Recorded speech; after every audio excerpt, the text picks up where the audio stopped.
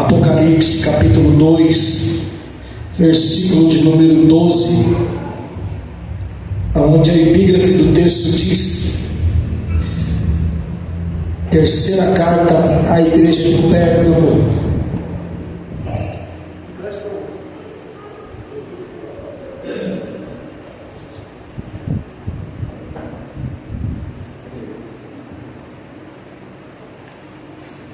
Terceira carta à igreja de Pérgamo. Coloca para mim.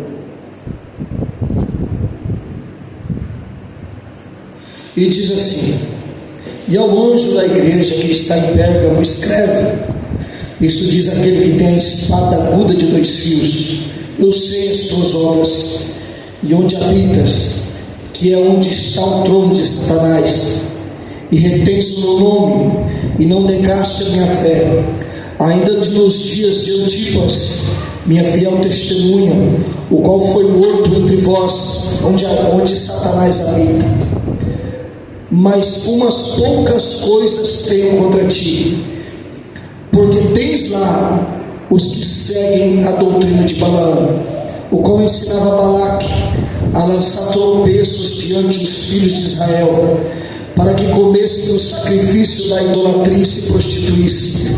Assim tens também os que seguem a doutrina dos nicolaítas, os que eu aborreço. Arrependa-te, pois, quando não em breve virei a ti contra eles, e batalharei com a espada da minha boca. Quem tem ouvidos, ouça o que o Espírito diz às igrejas. Ao que vencer, darei eu a comer do maná escondido, e darei uma pedra branca, e na pedra um novo nome escrito, o qual ninguém conhece senão aquele que o recebe. Quem pode glorificar o Senhor por esta palavra? Pode se sentar, fiquem à vontade. Fiquem à vontade. Eu estava procurando, meu Deus, o que eu vou levar para a igreja dentro desse culto de cura, milagre e libertação. Sabemos nós que a verdadeira cura, ela não é a cura estereótica, aonde porventura, pode aumentar o meu som, aonde porventura nós estamos com uma certa dor, nós recebemos muitas das vezes um milagre, a qual nós somos sarados, a qual nós temos um problema grave de saúde, e ali nós somos curados. Por que não é essa verdadeira cura? Porque tudo isso é passageiro. Vemos que ao longo do decorrer do Novo Testamento, onde Jesus, ele passou um período de 3 anos e 6 meses na terra, o que aconteceu? Ali foi grandes os sinais que aconteceram naqueles dias. Vemos que Jesus, por onde ele passava, ele curava diabo endemoniado, ele libertava endemoniado, ele ressuscitou mortos. Mas no decorrer dos tempos, todos estes morreram. Mas vemos que a verdadeira cura é a cura da alma, que uma vez que nós não conhecemos a Cristo, o que vai acontecer? Nós estamos mortos, mesmo ainda vivificados. Mas uma vez que nós conhecemos a Cristo, ainda depois que morremos, nós permanecemos vivos, porque aquele que certamente está em Cristo, este não conhece a morte. Aquele que está em Cristo, de verdade, ele não padece. A pessoa pode persegui-lo, a pessoa pode o atacá-lo, a pessoa pode levantar calúnia, a pessoa pode dirigir-se contra ele com arma, a pessoa pode ameaçá-lo, oprimi-lo, mas tem vida eterna dentro dele, porque quando Jesus Cristo está na tua vida, verdadeiramente você é imbatível. Que adianta, assim como já foi dito na palavra oficial desta noite, um jovem rico tinha todas as posses, tinha todos os bens, mas o faltava a pessoa de Jesus. Jesus ordena ele, dá uma ordem para ele, fala: vá, vende o que tens, volta e segue-me. Eu tenho uma palavra contra ti. Por quê? Porque muitas das vezes a riqueza distancia de Deus, mas não é a riqueza financeira, não é o fato de ter dinheiro, não, porque a Bíblia diz que aonde mora teu coração, ali está teu tesouro. E muitas das vezes o coração do homem, ele permanece naquilo que o corrompe, na prostituição, na mentira, no sentimento de posse, em tudo aquilo que a terra passa e consome. Mas acumulai-vos tesouros verdadeiramente que vem do céu, aonde a graça, a ferrugem pode até bater, mas não consome, porque aquilo que vem de Cristo é eterno. E só quem sente e quem tem a pessoa do nosso Senhor Jesus Cristo entende nesta noite o que eu estou falando. E se Jesus não estiver na tua casa, meu irmão, em vão vigia a tua sentinela. Quem pode glorificar o Senhor?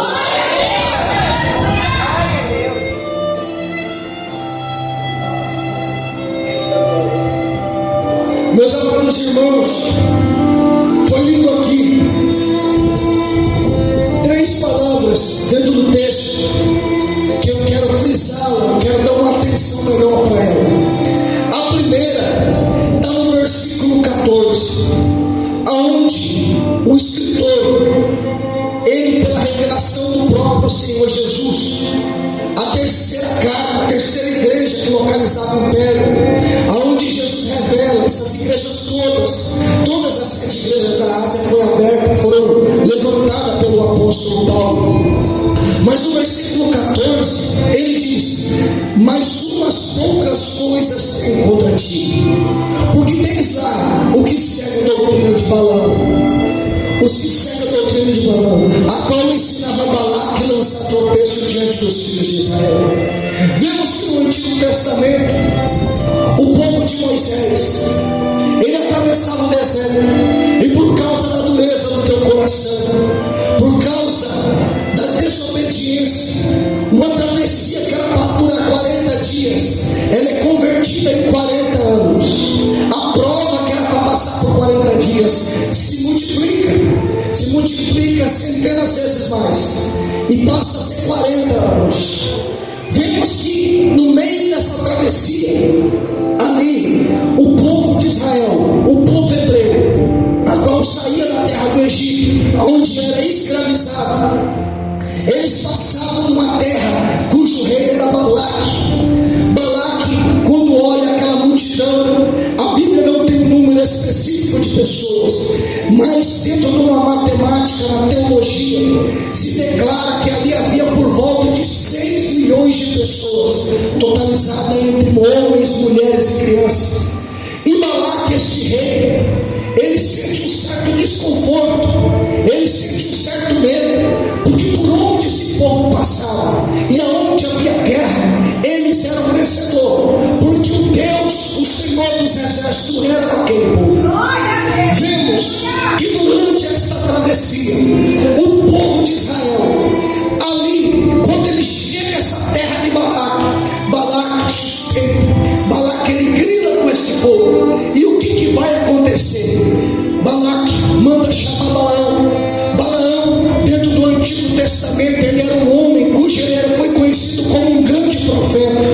Uma de suas profecias, que até o tempo atual é dito muito dentro da igreja, foi o próprio Balaão que escreveu que Deus não é homem para que minta, nem filho do homem para que se arrependa. Vemos que esse profeta, esse falso profeta, esse falso homem de Deus, ele passa a receber uma proposta desse rei Balaque. Balaque pede para ele, oferece uma quantia extensa de dinheiro para esse profeta. Fala: olha, amaldiçoa esse povo de Israel, amaldiçoa, eu te pago tal quantia, eu te deixo um homem rico. Ele entenda o desejo do teu coração, ele esquece os princípios de Deus e começa a olhar o financeiro. Ele tenta a primeira vez, ele levanta até o primeiro altar, ele sacrifica. O que acontece, meus irmãos, que quando ele sacrifica, a partir do momento que ele sacrifica, o próprio Deus tem com ele. Quando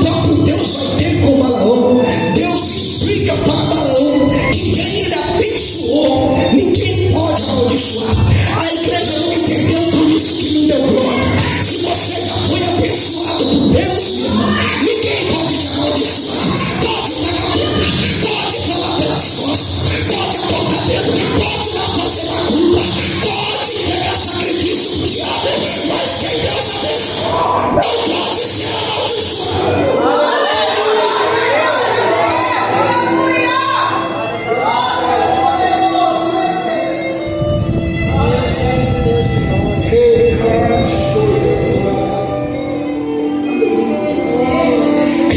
Abençoou, não pode ser amaldiçoado. E que Deus também amaldiçoa, ninguém pode abençoar. Ele levanta teu primeiro altar, pastor Cândido. Ele faz o sacrifício. Deus revela que não pode. Não pode. Não tem como lutar com aquele que Deus está com ele. É besteira.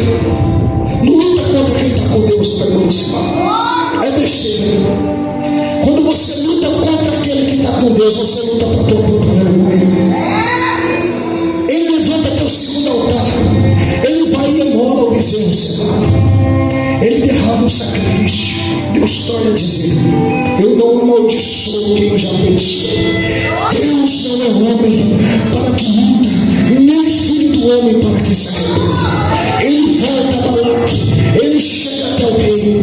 Da maneira que ele chega até o rei, ele torna a dizer, levar a notícia para o rei. O rei mesmo assim tenta para que ele levante o seu terceiro holocausto, se levante o seu terceiro sacrifício. Ele vai até o monte, em lugar diferente, faz outro ritual, leva outro animal, emola, o sangue é derramado, é ateado fogo, a fumaça sobe, mas Deus torna a dizer que quem ele abençoou, ninguém pode amaldiçoar.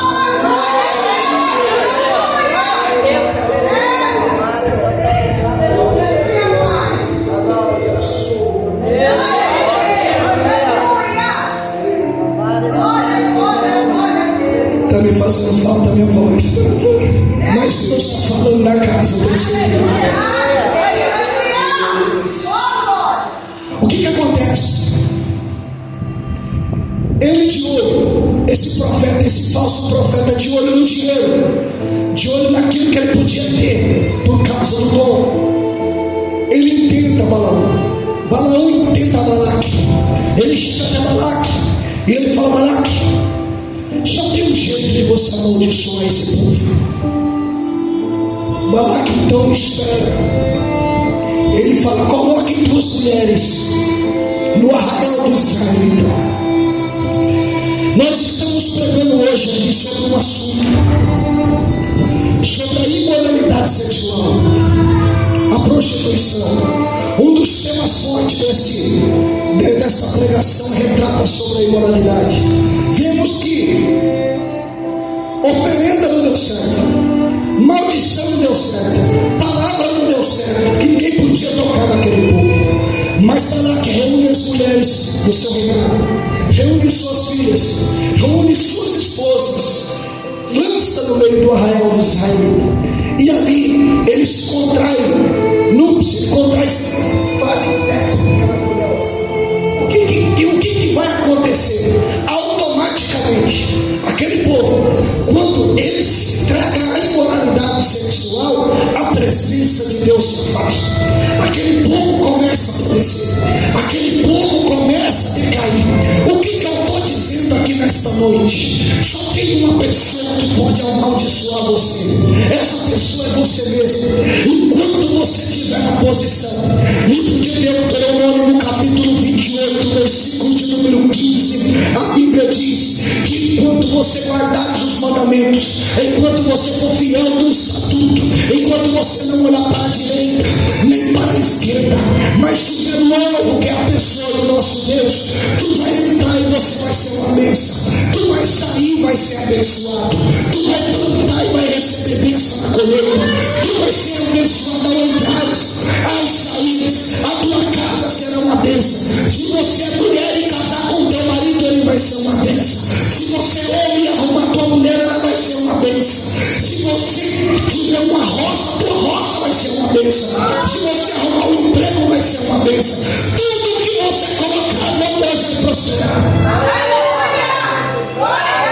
Mas se porventura esqueceres da lei que foi imposta, esqueceres dos preceitos, esqueceres do estatuto que Deus um dia te ordenou, você vai colocar a mão e Deus vai tirar dele. Será maldito ao entrar, será maldito ao sair. Você fugirá por um caminho, por 7 caminhos do teu inimigo, mas por um caminho só ele vai te achar. Nada do que você fazer, Deus vai prosperar. A sua casa será maldita. Você arrumará um marido e mulher, e esse marido não vai ser teu, ele vai te trair, ele vai te bater, ele vai te enganar. Você vai arrumar uma mulher, homem, e essa mulher, ela não será tua, ela vai te enganar, ela vai te trair, ela vai ser uma goteira sem fim dentro de uma casa, ela será exorbitante, ela será uma pedra no teu sapato, ela será uma pessoa tão problemática que tu não vai conseguir ter paz. Mas lembra-te, se você está com Deus, boas obras você tem. Jesus ele vai dizer, João capítulo 14, versículo de número 15, aquele que me ama guarda os meus mandamentos. Se você quer ter Deus, quer que sua vida seja uma bênção, observa a lei do Senhor. Observa a lei do Senhor, guarda os mandamentos, não roubarás, não adulterarás, não girar falso testemunho, não calunia teu próximo, não fique envolvido em fofoca, não observa situações podres dentro da internet que a internet pode te oferecer. A internet é uma arma, mas saiba você que ela tanto pode ser usada para fazer o bem, quanto ela pode também ser usada para o teu próprio mal. Ei, Deus está falando da casa, Ele quer abençoar os integrantes dessa casa, Ele quer abençoar os filhos dessa casa, mas a casa tem que se colocar na posição, porque Deus, Ele não habita no meio de podridão, e sem santificação ninguém pode ver o Senhor.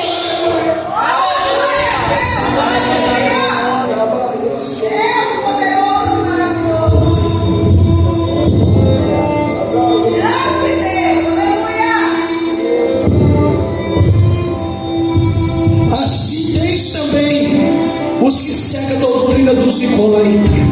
Quem são os nicolaítas?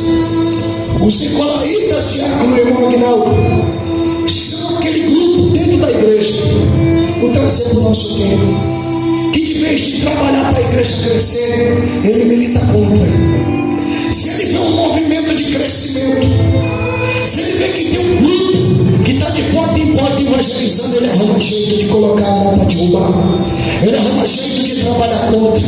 Se ele vê que as irmãs estão orando da 4 a 6 da manhã todo dia, ele chega e começa a colocar defeito, dificuldade nessas irmãs e fala, essas irmãs estão aí, mas não está resolvendo de nada. Ele coloca dificuldade, ele coloca obstáculo. Se começa a crescer o grupo dos novos convertidos, o que acontece? Eu não fico feliz com esse trabalho, eu começo a me levantar contra, eu monto um grupo para mim e começo a militar contra esse trabalho.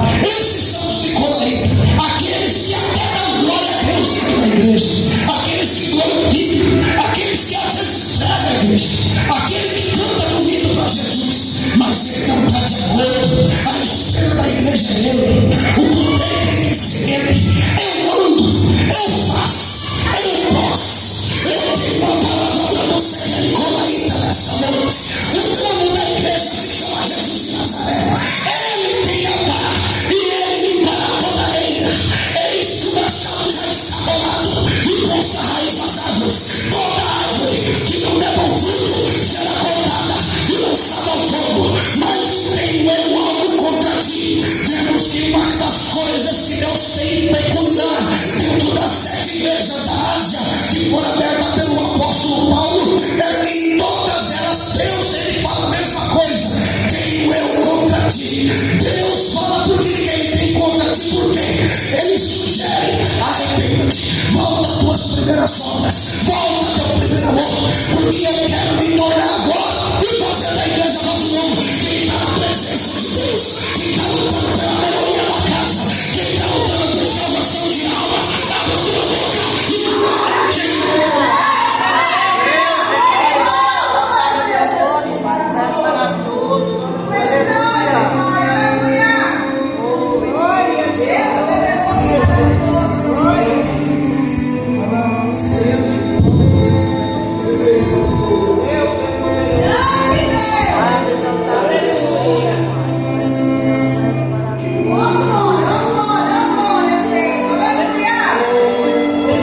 No versículo 12,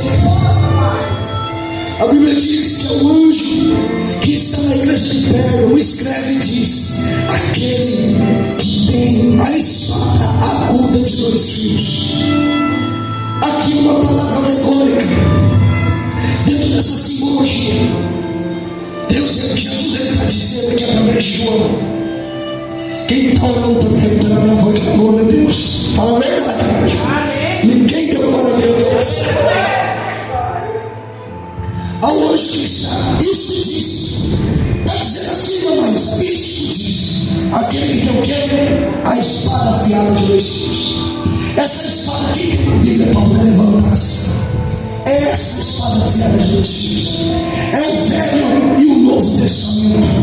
A Bíblia diz, carta aos Hebreus, capítulo 4, versículo 12: porque a palavra de Deus é viva e eficaz. Ela é semelhante a uma espada de 2 fios. Ela é apta para discernir pensamentos e intenção do coração. E contra esta palavra não tem nada escondido.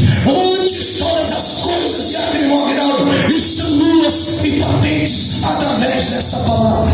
Vemos que esta palavra que hoje salva, cura, liberta, transforma, muda, edifica, revoluciona, trata, leva para o céu. É a mesma palavra que vai passar, é a mesma palavra que vai ferir, é a mesma palavra que vai condenar. Eu não sei como que está a tua vida com Deus e pouco me interessa saber, porque a salvação é individual. Eu fui chamado para pregar a palavra, eu não fui chamado para cuidar da tua vida. Eu fui chamado para pregar a palavra, eu não fui chamado para apontar dedo. Eu fui chamado para pregar a palavra, eu não fui chamado para dizer que esse é bom, esse é ruim, esse é péssimo, porque todas as coisas estão nuas e patentes aos olhos daqueles que haveram de tratar.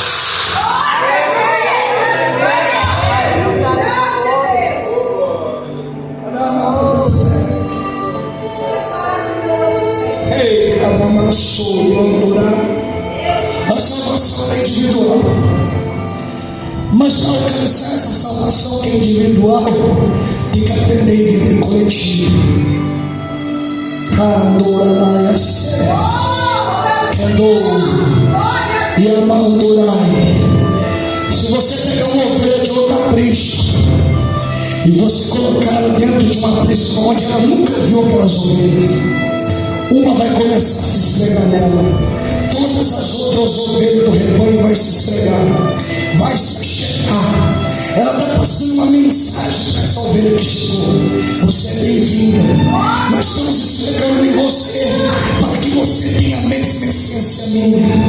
Eu tenho uma palavra também para dizer que se você pegar um bode e colocar dentro de um arraial de ovelha, no outro dia amanhece tudo morto, no outro dia amanhece tudo machucado. Por quê?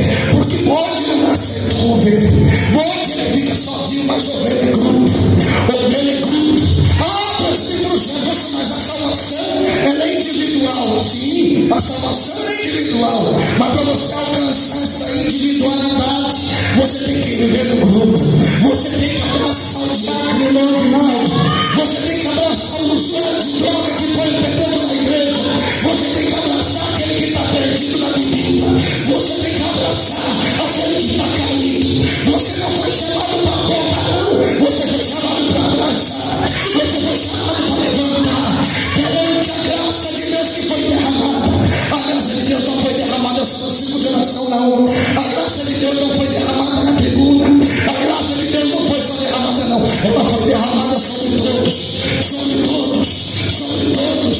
E se a graça dele foi derramada, temos que nos unir, porque unidos nós estaremos com ele nas alturas. A Bíblia diz que de maneira nenhuma nós, os vivos, precederemos aqueles que dormem em Cristo, mas de uma só vez os mortos ressuscitarão primeiros.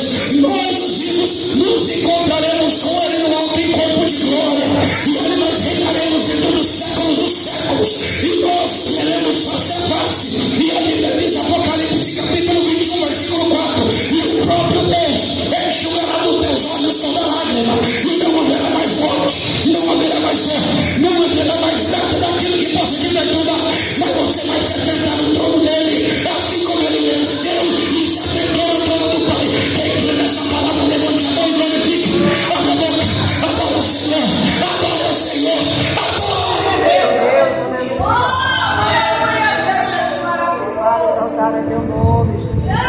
aos pés de Deus.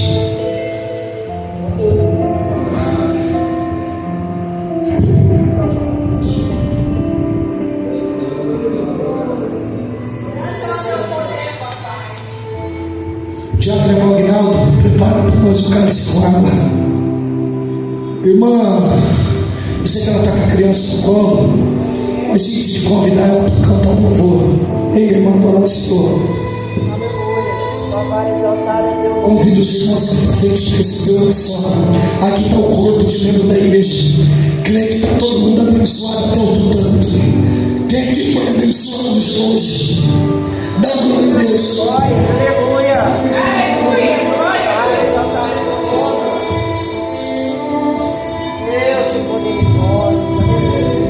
Quem pode glorificar o Senhor nesta noite? Convido os irmãos para vir aqui à frente para nós orarmos.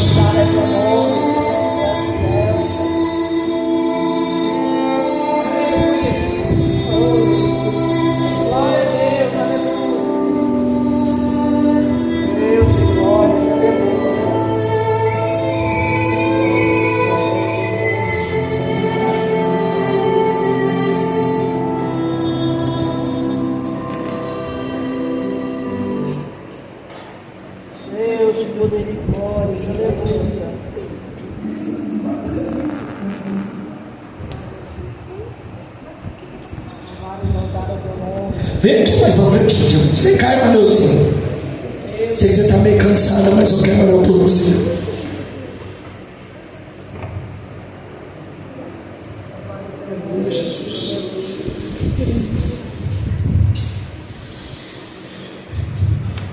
A irmã Neuza vai estar passando por uma cirurgia por esses dias.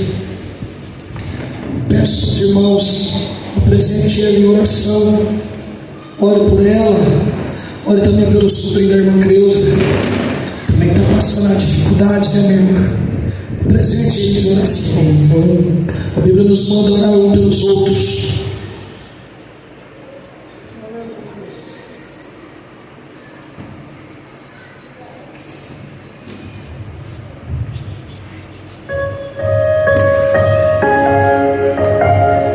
Feche teus olhos, comece a orar. Fale com Deus. Eleva teu pensamento aos céus.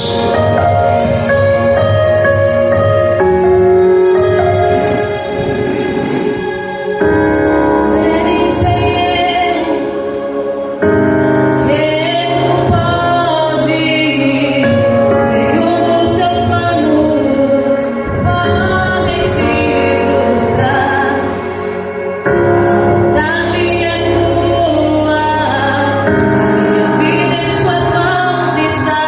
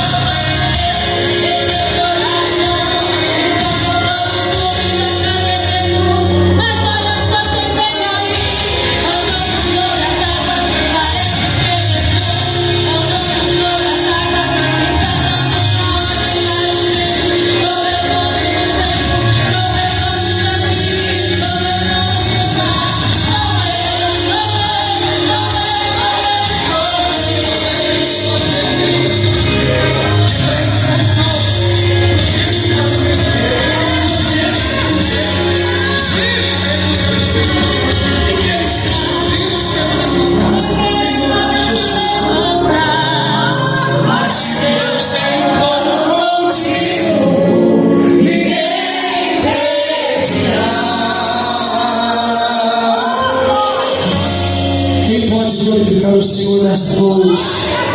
Quem sentiu a presença de Deus na casa? Anaia, sério, fecha teus olhos rapidinho. Maravilhoso Deus, glorioso e eterno Pai, Senhor, aqui está a tua igreja presente, papai. Abençoe a tua igreja, repreenda todo o mal sobre a vida deles, papai. Continue, papai, guardando, continue protegendo. Encha eles do teu Espírito Santo. Torne cada um aqui, papai, ganhador de almas, para que essa casa se encha da presença, se encha da tua glória, e aqui seja batizado pessoas com o Espírito Santo. Aqui milagres possam ser alcançados em nome de Jesus.